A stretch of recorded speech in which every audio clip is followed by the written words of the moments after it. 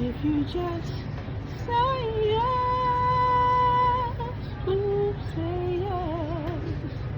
I'll do the rest. I'll do this. Alright, guys. That's the Whispers. Shout out to the Whispers, okay? That song is a very interesting song. A song that was played in my environment a lot growing up. You know, my aunt, that was one of her favorite songs, and she really loved the Whispers. But not the message that we're going for, okay? So, the name of the song was Say Yes, okay? So, saying yes, sometimes people will want you to do something, and they want you to say yes. They just really want you to do what it is that they want you to do, even if it does not work in your favor. So, I was living in Hackensack, New Jersey. This was years ago.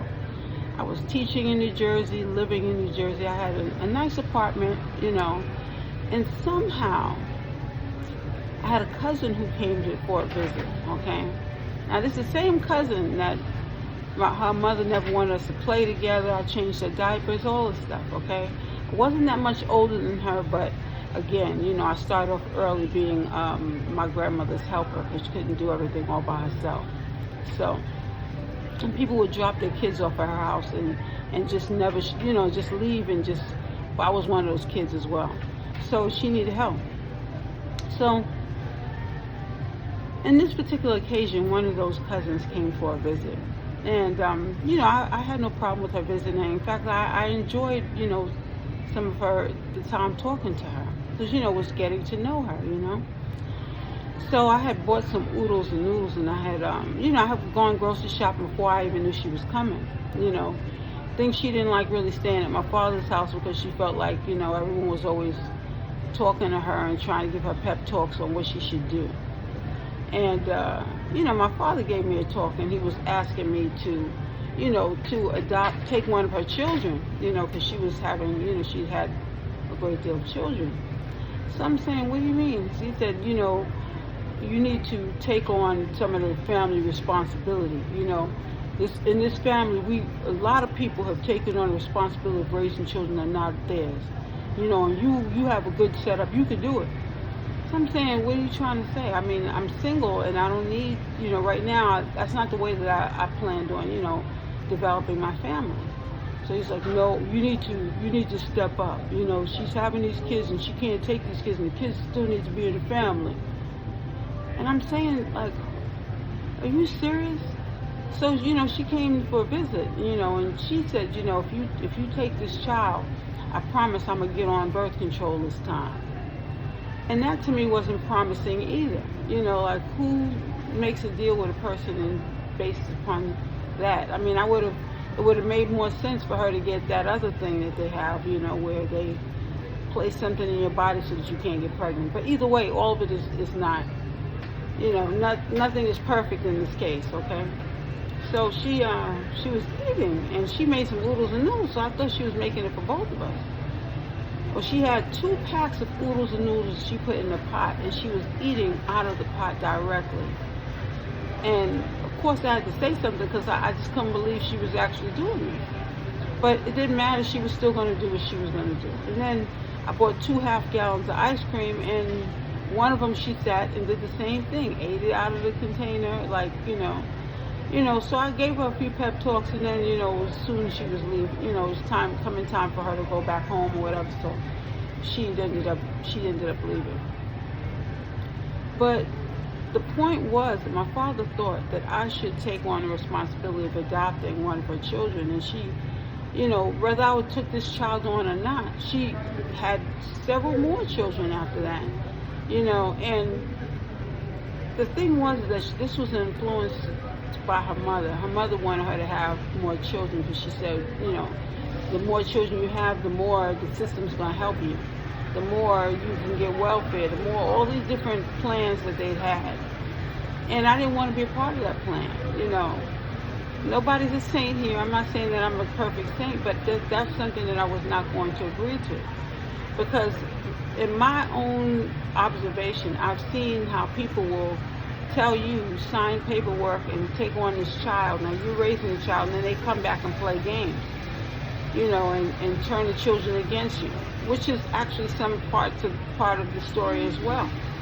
And this was an aunt that was very, very mean to me growing up. So why would I put myself in a position to where I had to be reconnected to her in this way? So it's something that I did not agree to. And my father made me feel really bad about it. He made me feel guilty, kept on throwing things in my face, and, wanted me to, finally switch and change my mind. And mental magic was not working on me, okay? And I have to say that I'm using my own experience on this platform, my own experiences, to teach. Not to really throw, daggers, because people have been saying I'm throwing daggers, but it's some things that have to be stated. Now, I could say, okay, this is other people, I could make up stories, but this is something that hit close to home because I've always wanted my own family, but I didn't want my family to be, I didn't want it to be in this way that I developed a family. I had a girlfriend years ago who was going to adopt a child and get married to a gentleman, and the guy, ended up not wanting to move forward in the marriage, and she couldn't adopt a child because that was part of the basis upon them adopting, and he made her feel like it was all her fault.